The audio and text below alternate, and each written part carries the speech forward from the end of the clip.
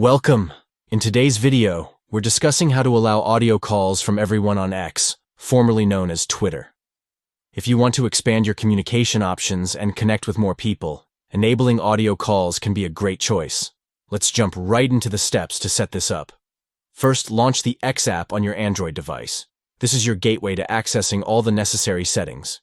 Next, tap your profile icon. You can find your profile picture or the navigation menu icon in the top left corner of the screen. This will lead you to your account settings. Once you're in, tap on Settings and Support, and then select Settings and Privacy. This section contains all the customization options for your account. Now tap on Privacy and Safety. Here, you'll find various settings related to your account's privacy and security.